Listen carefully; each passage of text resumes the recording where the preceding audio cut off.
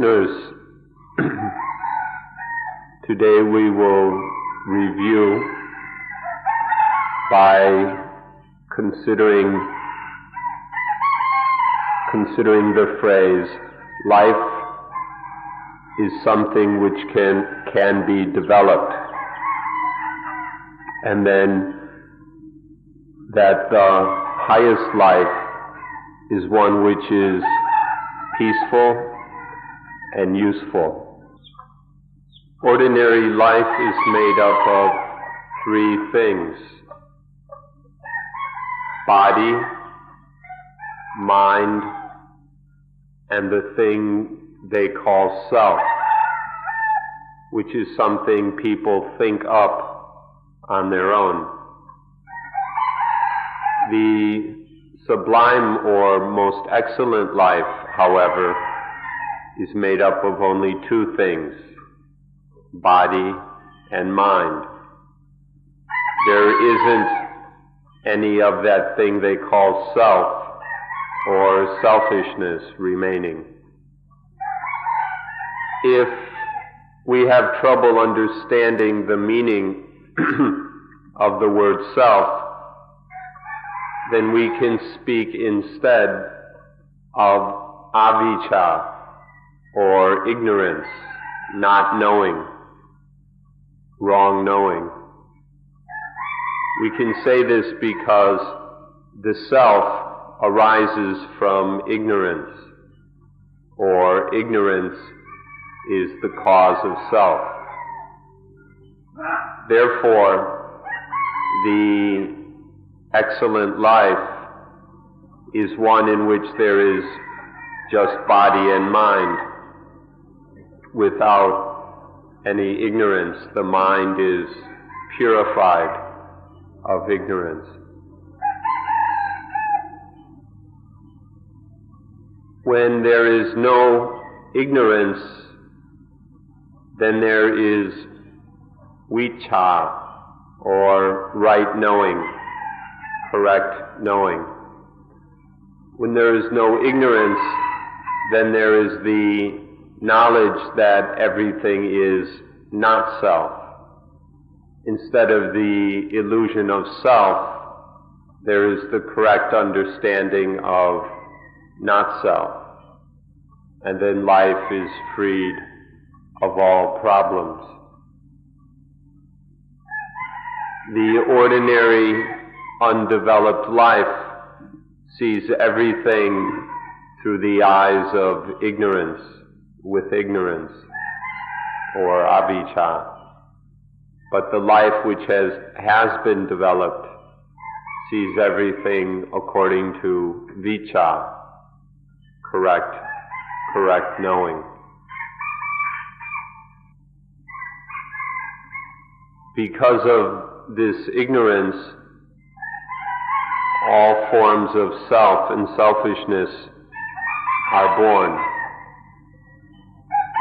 Ignorance is the cause of the misunderstanding that there is self, that we are selves. When there is any kind of feeling or emotion, and ignorance is in charge, then there arise all kinds of thoughts, desires, wills, intentions, and actions.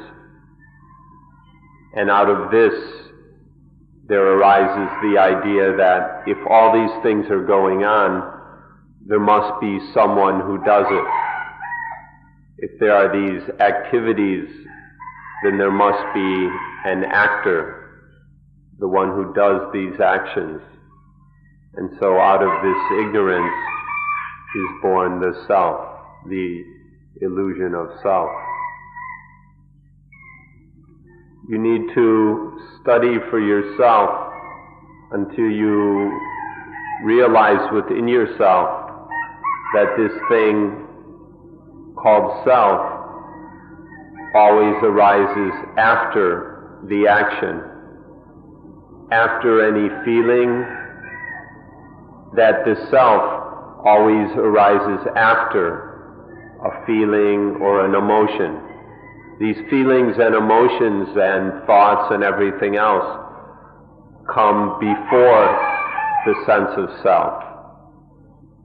We need to examine this carefully within our own experience until we realize that then this self isn't some constantly existing thing. It's just an illusion created out of the mind, created by the mind due to ignorance. If we watch carefully, then we see that the actor comes after the action. This illusion of an actor comes after the action. If we realize this within our own experience, then we have the chance to uproot this ignorance. If you tell this to a little kid, they won't believe you. If you say that the actor comes after the action, they won't believe that. It goes against the child's logic. So we must try to explain this to the children, how the illusion of the actor, the one who acts or does, comes after the action or activity. If we do this, if we can actually help the child to understand this, then we ourselves will benefit also, because we will have understood it more clearly ourselves. There are many ways to observe this. We can observe it in, for example, when we have a nervous system, and when the nervous system is stimulated or excited by some visual object, then there arises the activity we call seeing. There's this natural activity of seeing. But then, because of ignorance, we always interpret it to be, I see, I am seeing. The same happens. But if we observe this more and more, we see that this I, this me that sees, is a concept created by the mind.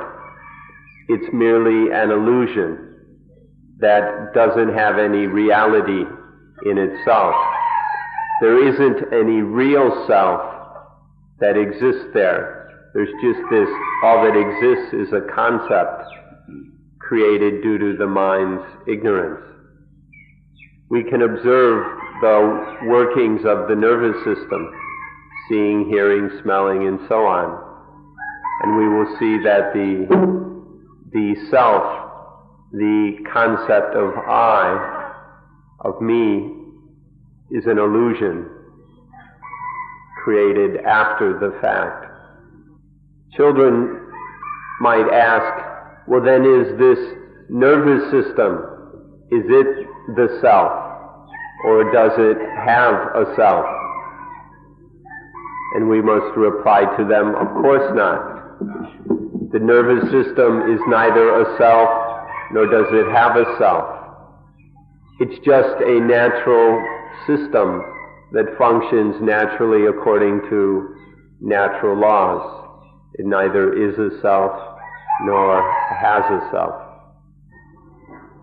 Or we can take the ear. When some sound waves stimulate the nervous system at the ear, then there arises what we call ear consciousness, the mental knowing that the ear is stimulated. The physical stimulation stimulates the mind, and the mind is conscious of some sound. Now this just happens naturally. The sound waves, the nervous system are naturally existing things. Consciousness arises naturally. It's just how things work. But because of ignorance, we go and misinterpret that consciousness as being I. I hear, I am hearing. Instead of there just being natural hearing, ignorance adds the concept of self. It works the same way with the other senses as well. For example, the nose, the nervous system at the nose is stimulated by various volatile gases or smells. And then the tongue is stimulated by tastes, flavors on the taste buds. In both cases, it's just a natural reaction of the world against our nervous system. And then we come to the most important of all, the sense of touch, the sense of touch in our skin throughout our body. This one is very important because it's being stimulated constantly, and some of these stimulations are quite powerful. The positives and negatives felt by our body, by the sense of touch, can be very powerful and are often extremely attractive. And so when the sense of touch is stimulated in some way or another, then very easily ignorance arises. I am touched. I am touching. Through ignorance, the illusion of self can come into all of the senses. They're all the same in that they work naturally. And if ignorance takes over, then all of them will be, in each case, the concept of self will arise. Now we come to the most important sense of all, the sixth one, the inner one. From the five outer senses send their information or their whatever to the inner sense, the mind or the heart. And as soon as the heart or mind receives some sense input from the other senses, then there is feeling. The mind thinks, it interprets, and it does all kinds of things. As soon as the inner sense, the mind, experiences, ordinarily there arises the sense of an experiencer, the one who experiences. You can observe this for yourself because in most cases this is what happens to us, to ordinary people. That whenever there is experience, we create the concept of an experiencer. If there is feeling, there is the one who feels. If there is thought, there's the thinker. Out of all this activity we create a sense of self. We need to observe this carefully to realize that this concept of self is merely an illusion. It doesn't correspond to any actual reality. When we can see this, then we will have the ability to experience without creating this illusion. By understanding how ignorance functions, we can eliminate ignorance so that we no longer create self and selfishness. There was a French philosopher a few hundred years ago who thought, or based on his own thinking, the way he thought he experienced things, said, cogito ergo sum. I think, therefore I am. This is an excellent example of what we're talking about. Because one thinks, because this philosopher was thinking, the ordinary sense of self that occurs from ignorance arose. And he took this to be real, that because of thought there existed I exist, I think, therefore I am. So this is an old example of a few hundred years ago, but more than 2,500 years ago, the Buddha was pointing out very clearly that whatever we think to be the self, this concept of self, wherever it may lie, is an illusion created out of our own ignorance. Thinking is just an activity of mind. It's a natural activity. The thinker is an illusion created out of thought. The thinker, the actor, isn't real. So way before Descartes, the Buddha was teaching this, that what we take to be the self is really not self. That all the possible things that we latch onto as being me is not really me. It's not me, it's not self. But nowadays, still, even in this century, few hundred years after Descartes, we still think that I exist.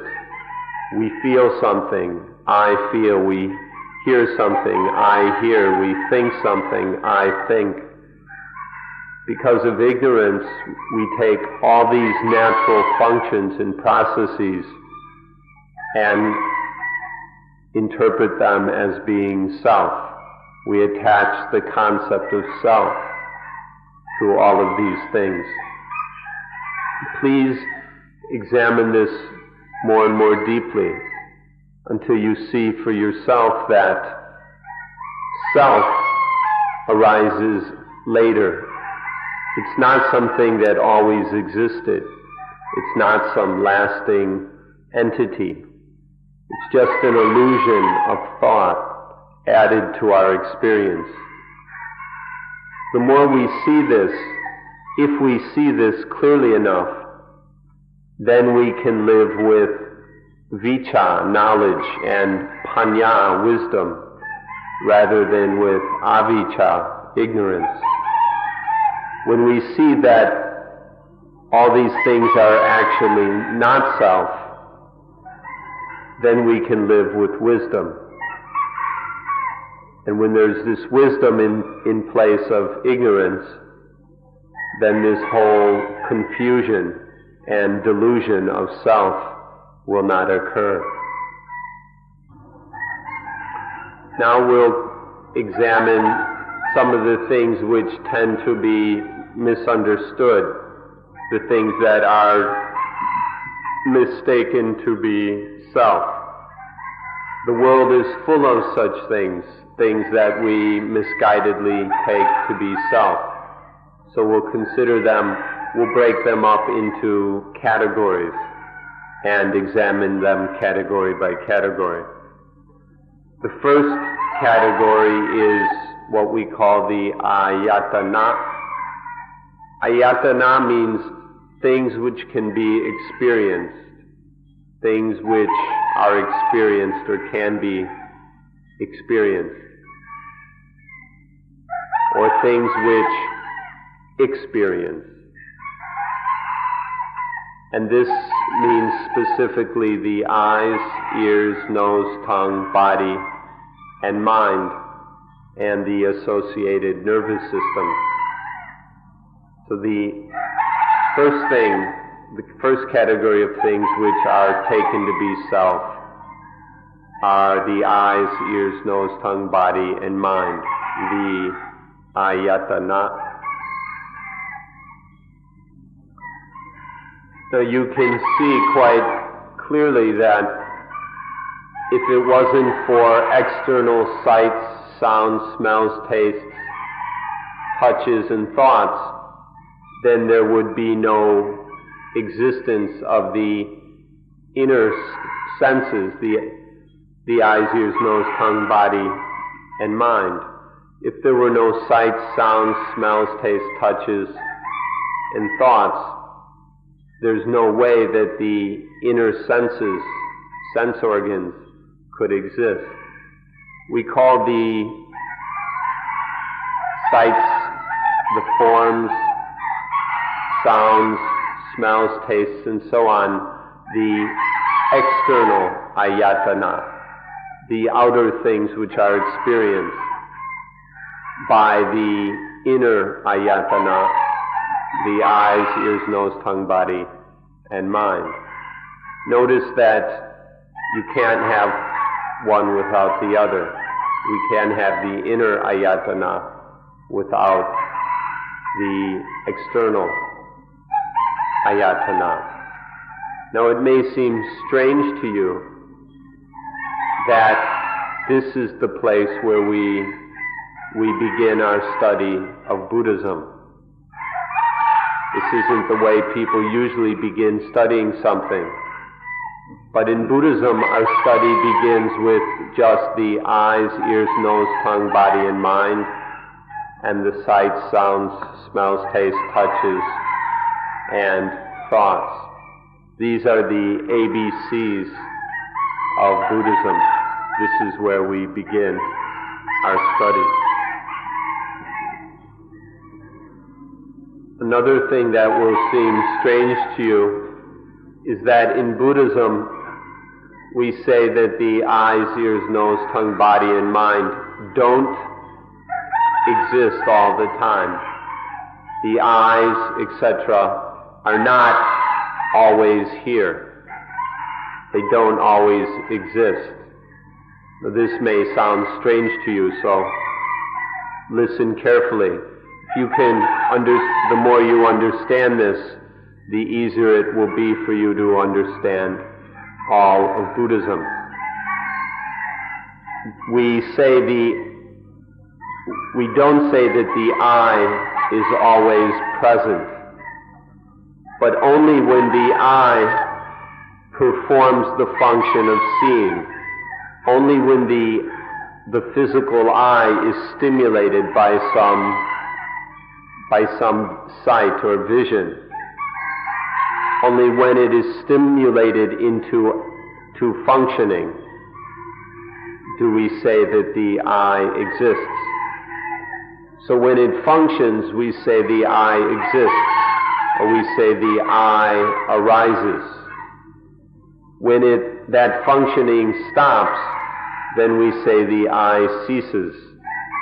When the eye is not functioning, then we say that it does not exist. So the eye doesn't exist all the time. It just exists when it is stimulated by light waves. And when it isn't stimulated, then it stops functioning. The same is true with the ears when they are stimulated by sound. When they function, when the ear is stimulated so that it functions, meaning performing its proper function of hearing, then we say the ear exists. When that function ends, then we say the ear ceases. The same is true for the nose when it's stimulated by odors, by the tongue when stimulated by taste, when the body sense when stimulated by touch. When stimulated, each of these senses performs its natural function and we say it exists.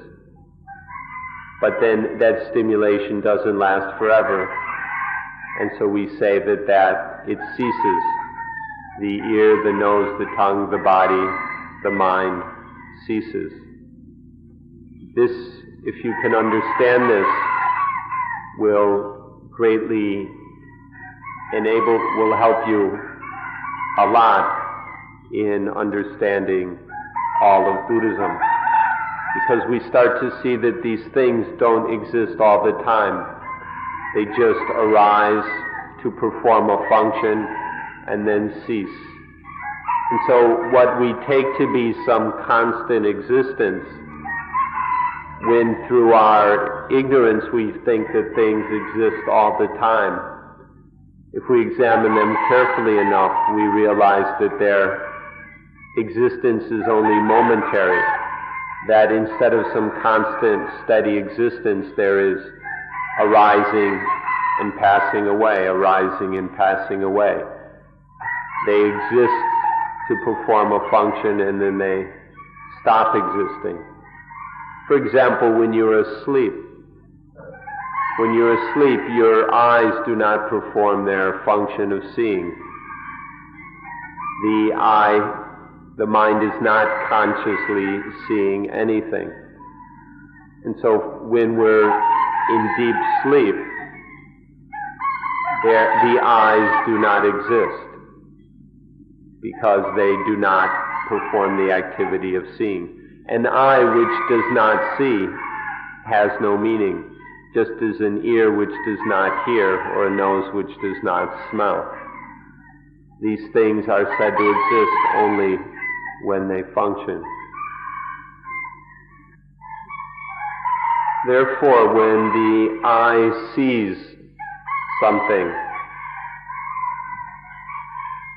don't let it become I see. Study this carefully until we realize that it's just the I seeing. This is how things naturally work. There's no me, there's no ego or self that is seeing. In the same way, when the ear hears a sound, we need to realize that it's just the ear hearing. There's no me or I that hears. When the nose smells an odor, it's just the nose smelling. There's no I who smells. When the tongue tastes a flavor, see carefully that it's just the tongue tasting. There's no I, me, self, or ego that tastes. These are just the way the nervous system functions. When stimulated, when there is strong enough stimulation, the nervous system experiences something. This happens naturally. It doesn't involve any I or self. When anywhere over this body is stimulated by some touch, when the sense of touch is stimulated, there's just feeling, there's just tactile feeling. There's no I that feels or me or self. Even the same with the mind. When the mind sense is stimulated by a concept or a memory or something, this is just the way the nervous system and the mind work. There's no self involved. We must study the ayatana, the senses which experience and the sense objects which are experienced. We must study them in this way to see that they're just natural functions. There's nothing more to them than that. Just natural functions of the nervous system. Until we realize that none of it involves any self, until we stop interpreting it all in terms of ignorance, that this is me or this is mine.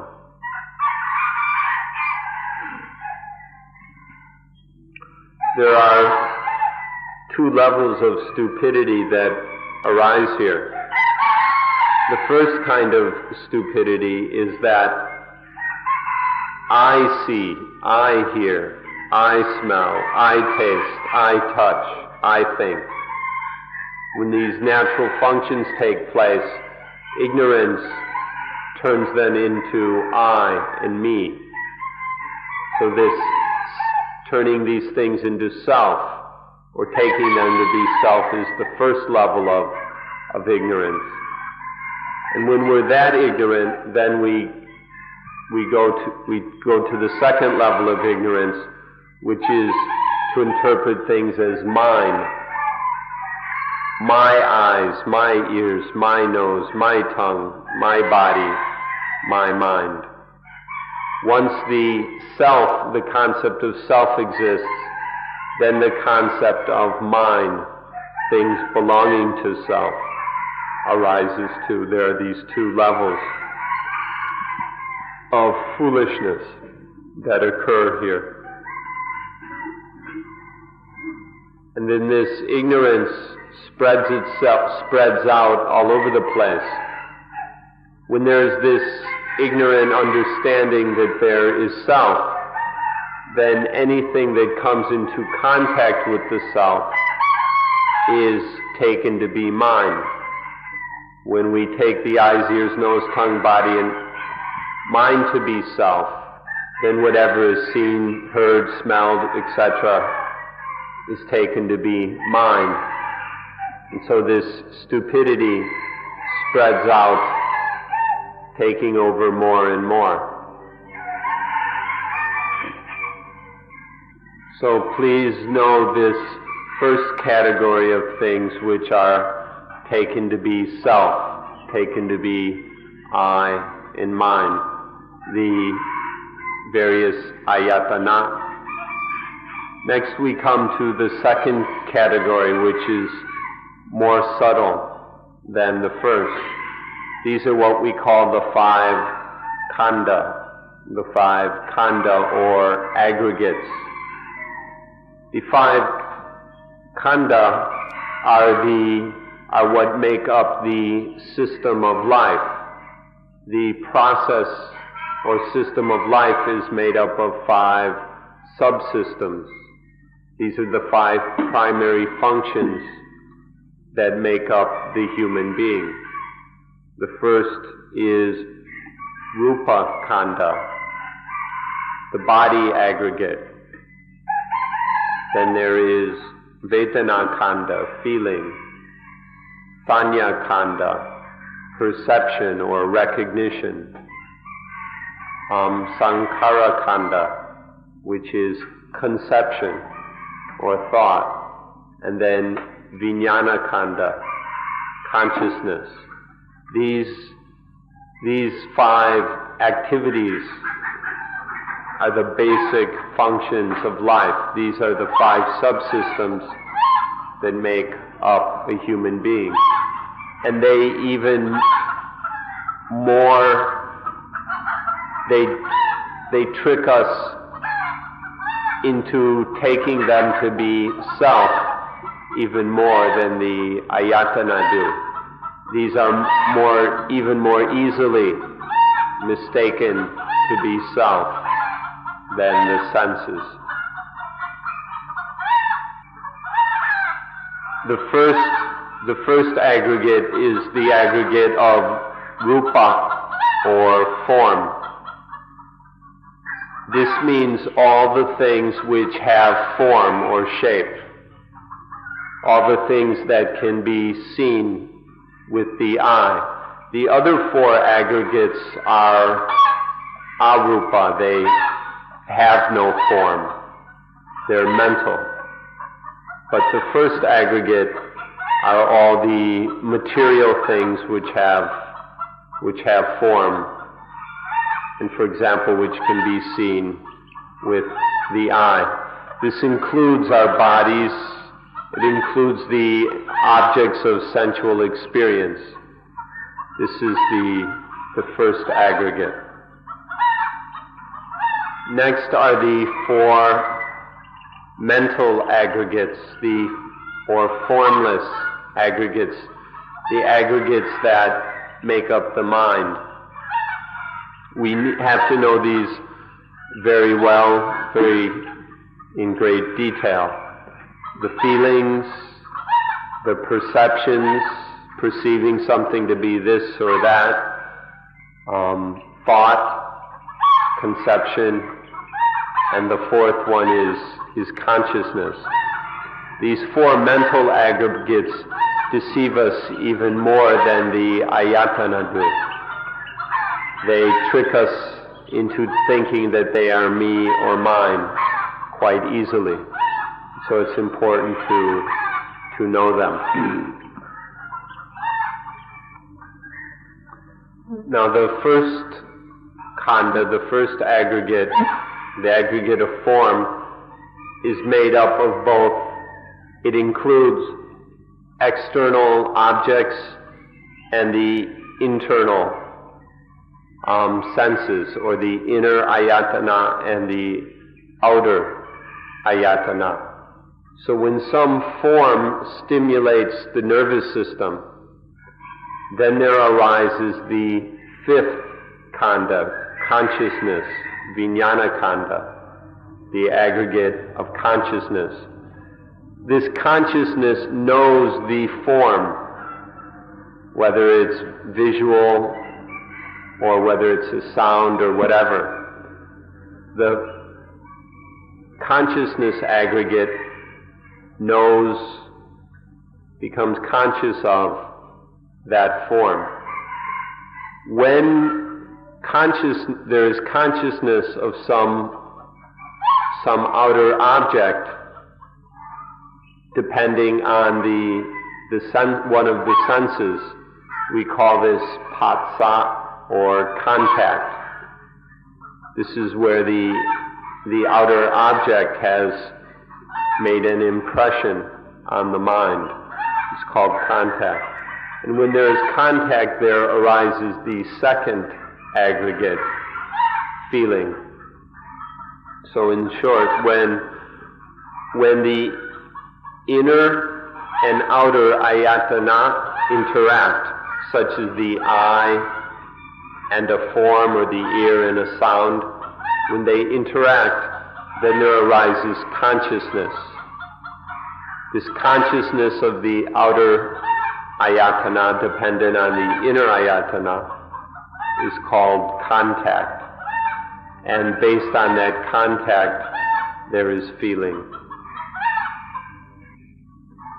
When there is the second khanda, namely vedana, feeling, when this feeling arises, which will be either positive or negative, then there arises the third khanda, sanya, or this one's hard to translate, so we'll explain it. When something is felt, then the mind will recognize it as something, or the mind will classify it. This is what we call sanya. Depending on how it feels, the mind will classify something, will recognize it, perceive it, or regard it. For example, the mind will classify this as positive, this as negative, and something else as negative. This recognition or classification is called sanya.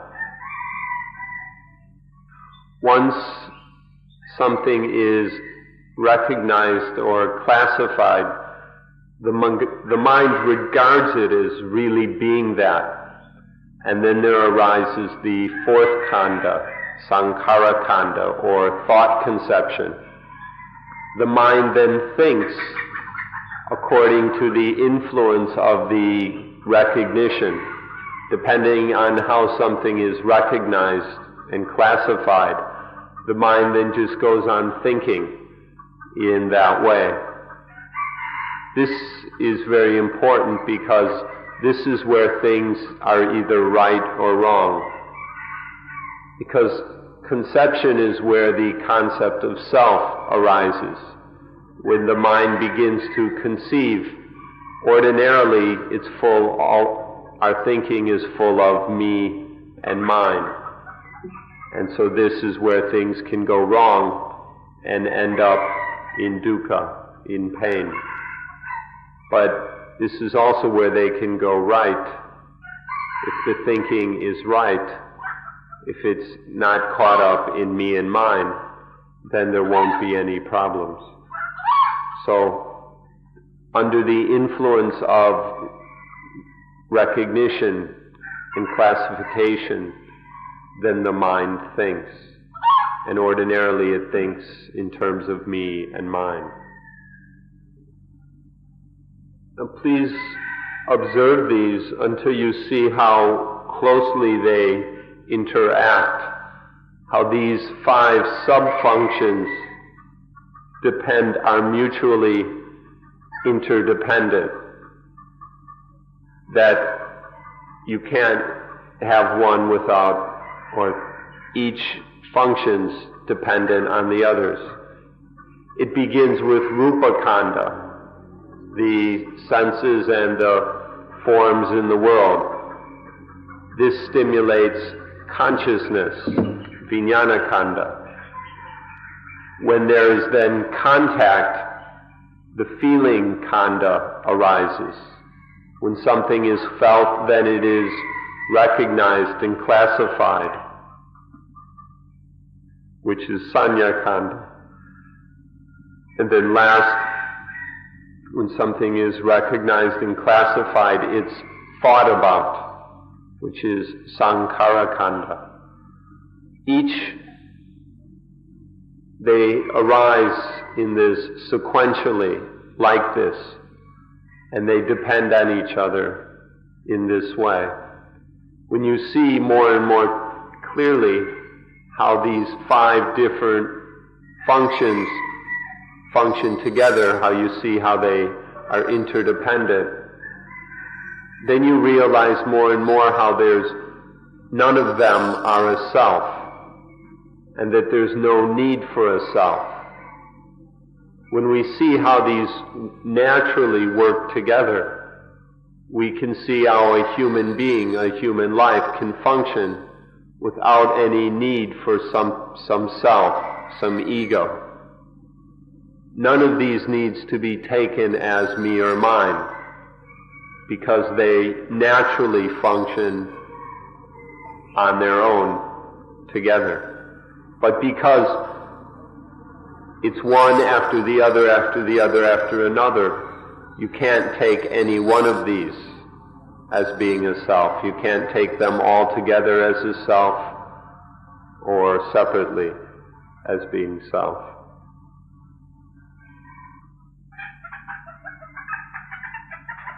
If we observe these 5 khandhas throughout the day, we'll see that in any moment there is one of them operating, that there isn't any moment of life when one of the khandhas isn't operating. But we'll also see that they don't occur simultaneously. They function sequentially, one after the other. As we watch them functioning throughout the day, we see more and more how this happens naturally, and how that none of them need be or can be taken as me or mine, as being self. We see how the rupa khandha, the form, the aggregate of form, functions. We watch it function. We see the feelings, the perceptions, the recognitions, sanya khandha, the thoughts of sankhara khandha, and the consciousness of vijnana khandha. See how one follows the other over and over again until we see more and more how human life is. The more we see this, the more we are able to look at life as being not self. And then we don't turn life into any problems or difficulties. This is something we should observe very carefully throughout the day. until we know these 5 khandas as well as we know the things in our houses. All the stuff in our house we tend to know quite well. We need to know these khandas even more than that, even more subtly, because each of them is inviting us, deceiving us into taking them as being self. So we need to know them well enough that we're no longer tricked by them. The first category of things which trick us into thinking they are me and mine are the ayatana, the inner senses and the outer sense objects. Then the second category of things which deceive us into thinking they are me and mine are the 5 khandas. The third category is what we call dependent origination. This is the most subtle and deceptive of all.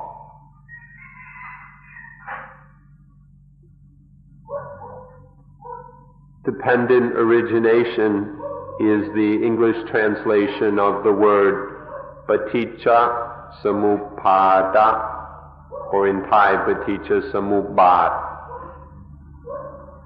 This is an activity or reality that's of the mind, which is always present.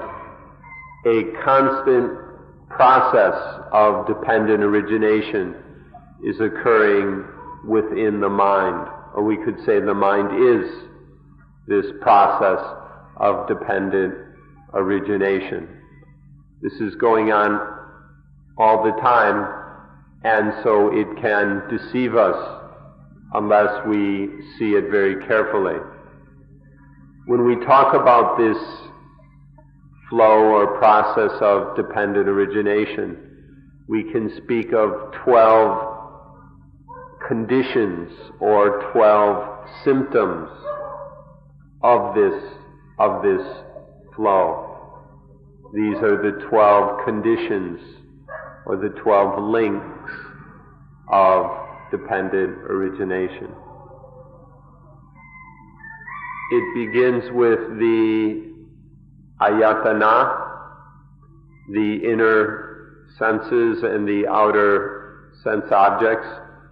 When these come together and interact, then there arises consciousness or vijnana. This is where dependent origination starts, right here at this meeting of the ayatana and the arising of consciousness. We need to observe these and know them until we realize that none of them are self. The inner ayatana, the outer ayatana are not self. This consciousness which arises is not self. To see all of these, whatever is happening, as not self. Now when these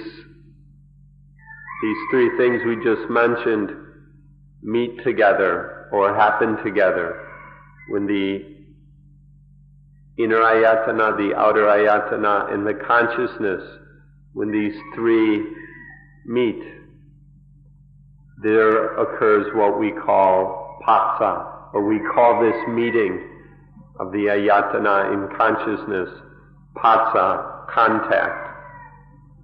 Contact is where the experience impresses itself on the mind, on consciousness. This is also not self. These are natural functions. These things occur naturally working together. There is contact arising out of this natural process, but this contact is not self. When there is contact, then there certainly will be something coming. And what comes after contact is feeling. Whenever there is contact, the mind will feel some way about that contact or experience. When contact is not self, then feeling is also not self. Feeling is just a reaction to the contact. It's nothing more. So there's no way that we can take feeling as being me or mine. When feeling arises, there will arise a desire, a wanting. When feeling is positive, there will be a certain kind of desire. Desire will go in one direction. When feeling is negative, then desire will go in another direction. But here, this desire is always ignorant. The desire we're talking about now is just foolish desire or craving. We're not talking about the want that comes from wisdom, from correct understanding. That's called aspiration or aim. But here, when the mind has been conditioned into feeling positive or negative, then it will desire according to that feeling. Now this feeling, this ignorant feeling or tanha, is also not self. It's based on things which are not self. And although it thinks in a way that creates a sense of self, it is not in itself self. This desire cannot properly be taken as me or mine. This point is very dangerous. We need to be very careful. It's very easy to take desire as being self. We need to watch it very carefully to be aware that it is not self. Feelings, these feelings, positive and negative, are just illusory, and they condition the desire. If this is the case, the desire doesn't have any lasting reality in itself. It's just a passing phenomena. But if we're not careful, we'll make the mistake of Descartes. Once there is desire, once there is experience, feeling, we'll think, because I can desire, I am. Desire is just a kind of thinking. If I think, therefore I am, I desire, therefore I am. This is the common assumption we make.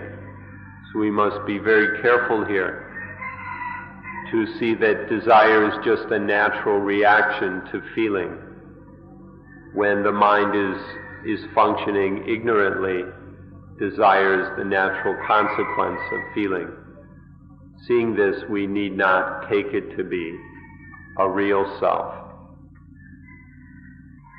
Now we come to the most important and dangerous step, which is that tanha, desire or craving, conditions upadana or attachment. Attachment is where the mind grasps, clings, clutches. It reaches out and grabs onto and then clutches at something. It attaches to when there is desire, when the mind has been conditioned by desire, the mind, then upadana, attachment, will attach to the desirer, the thing that supposedly desires. It will attach to the object of the desire.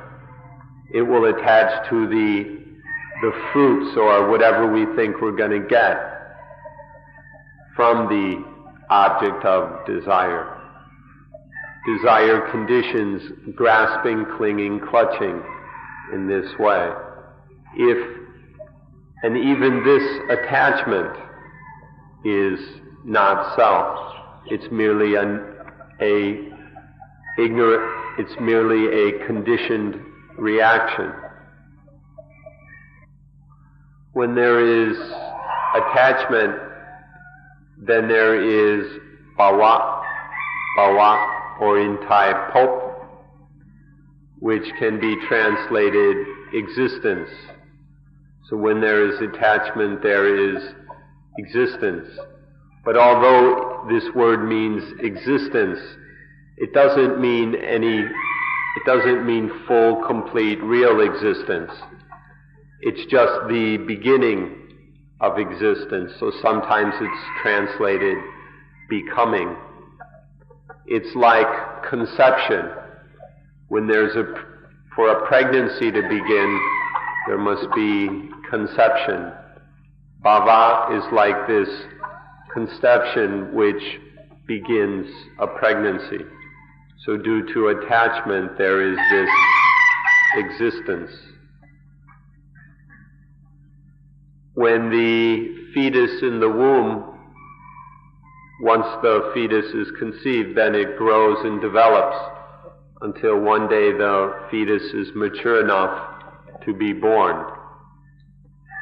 In the same way, bhava is the basis for jati, which means birth.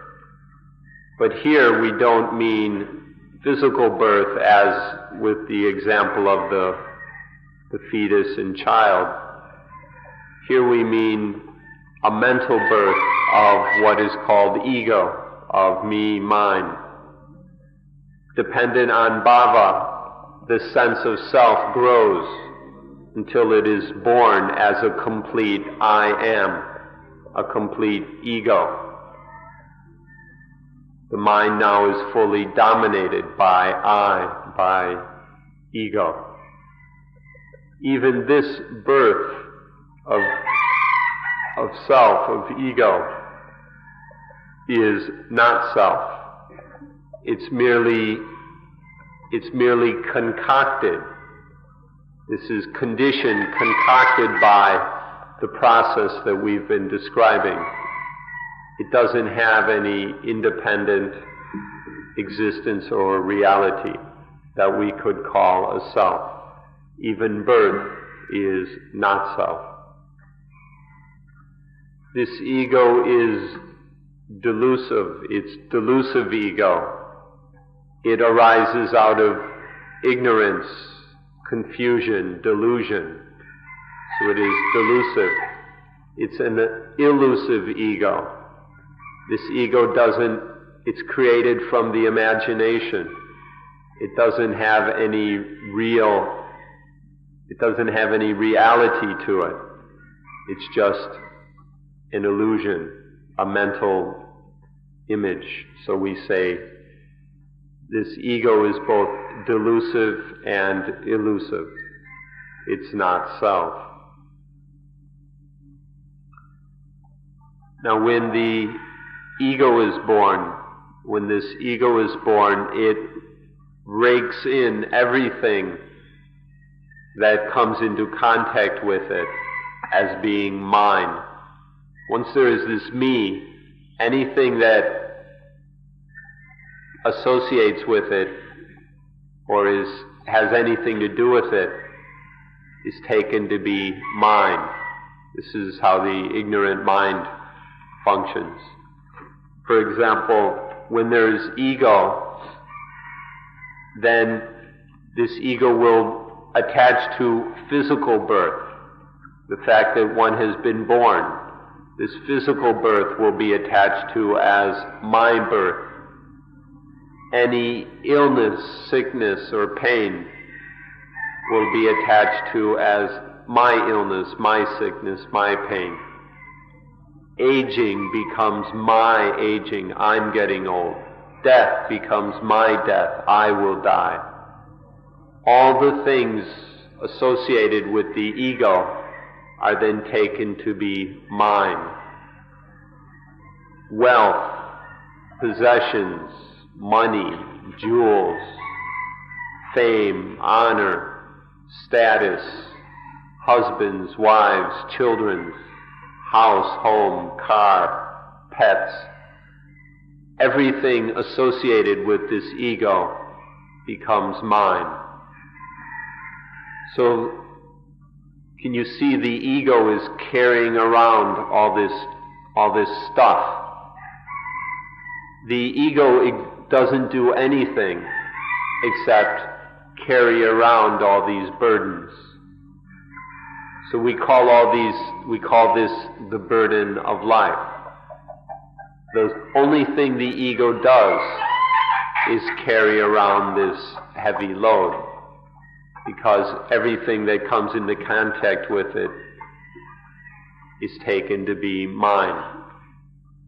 Now this ego itself, or all the things that are attached to as mine, as belonging to the ego, all of these are still not self. All of the things in this process of dependent origination that we've been discussing are not self. None of them exist in any way that could be rightly considered a self. Ego is not self.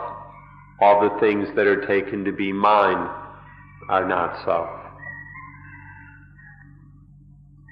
To remember all this, we can express it in just one sentence. Please try and remember this sentence. The ego or self is the one that carries the burdens. The ego is the carrier of all burdens.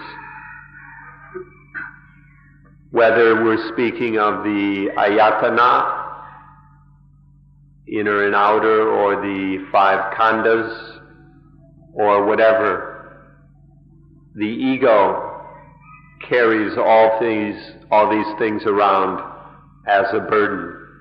Because of ego, all these things become heavy loads.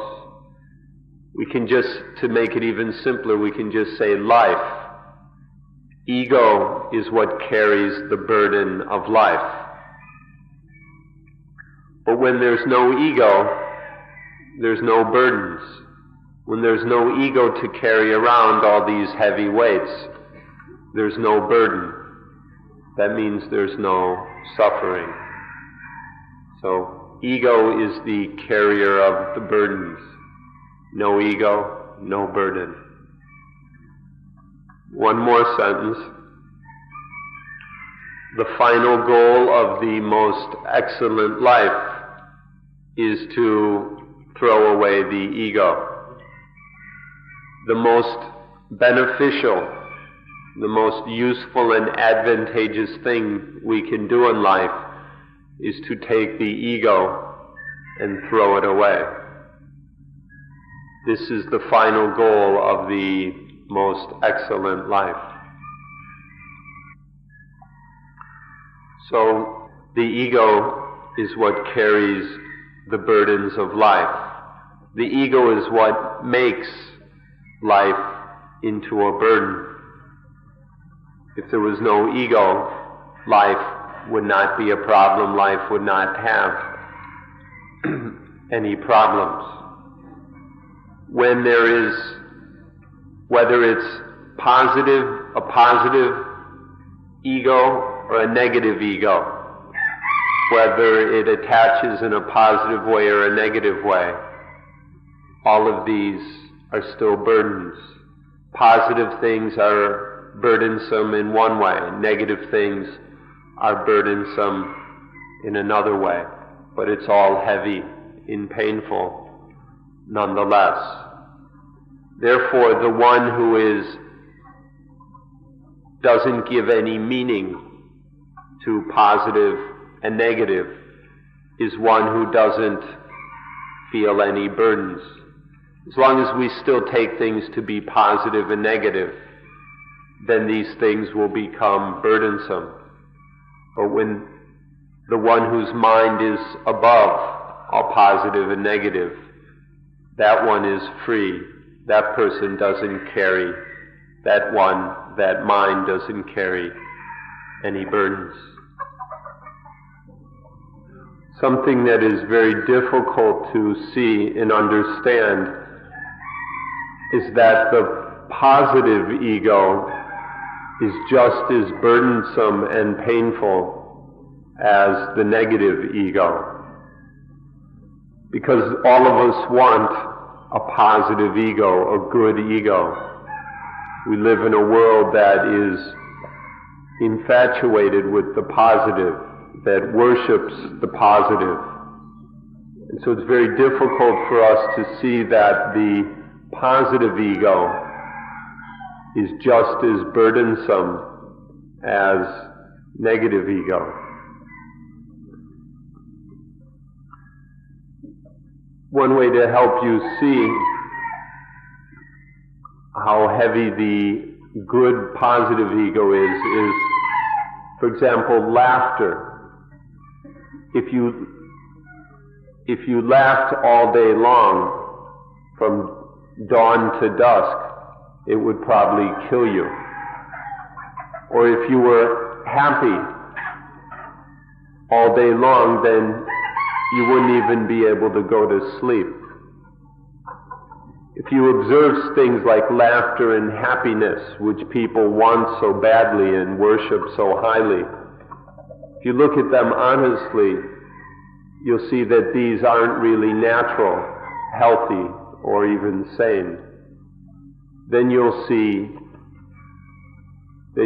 why we say that even the positive ego is a burden. If we can look at this more and more carefully, clearly, honestly, then we have the potential of getting free. As long as we're trapped in ego, as long as we're carrying around these burdens, then life is painful. But when we let go of ego, when we understand what's being talked about and let go of ego, then life is free. This is what we call liberation or salvation. So observe things very carefully. Notice, if you watch carefully, for example, you see that there are only very few moments when the mind is free. There aren't that many moments when the mind is free of ego. There are occasional lapses or pauses where the mind is void of ego. But dependent origination is always waiting around to stir up the mind. As long as there is ignorance, the mind is always spinning around in this cycle of dependent origination. And so almost all the time, the mind is being conditioned by ego. There is some form of ego. This can even happen while we're asleep. We can dream in egoistic ways. But if we observe this more and more carefully until we see this truth, then we have the potential to get free. When we really see this thoroughly, then we can drop it and be free. When we see the heaviness and the painfulness of the positive and the negative and the egos that ensue, then we can step back, step out, and be free. But if we don't see this, if we don't observe how the ego is there almost all the time, then we have no chance of getting free. There's one sentence which is very easy to say, but very difficult to understand and realize. The sentence is, we are caught in the prison of ego all the time. We are trapped in the prison of ego all the time. It's a very simple sentence, easy to say, but it's very difficult to understand. Its meaning is very profound. We are caught in the prison of ego all the time. If we can understand this, or we must understand this, we must examine it more and more deeply until we understand it, until we see the great imperative to get free, until all we're asking is how to get free of this prison. And then we must try to keep trying until we do get free of this prison of ego. We are trapped in the prison of ego all the time. The practice of anapanasati, mindfulness with breathing, is the only way that's going to get us out of this prison of ego. To practice anapanasati is the best way to get free of the ego prison. If we practice mindfulness with breathing correctly and sufficiently, then we will see that the ayatana are not self. The five khandhas are anatta, not self. We'll see that all the links and conditions of the process of dependent origination are not self. When we see that all of these things are not self, then we will know how to deal with all the experiences of life. We won't fall into the illusion of positive and negative. So please do your best to practice mindfulness with breathing so that we see that everything is not self, that we will escape from the prison of ego. Through anapanasati, we will be able to deal correctly with dependent origination. So you've been practicing anapanasati now for over a week. You've been practicing it. You should know how to practice. So keep on practicing. Continue to develop this until we realize the truth of not self. Keep practicing anapanasati until anatta, or not self, becomes absolutely clear. And then we will escape from the prison of ego. Thank you for being good listeners. We'll end. This is all for today's talk.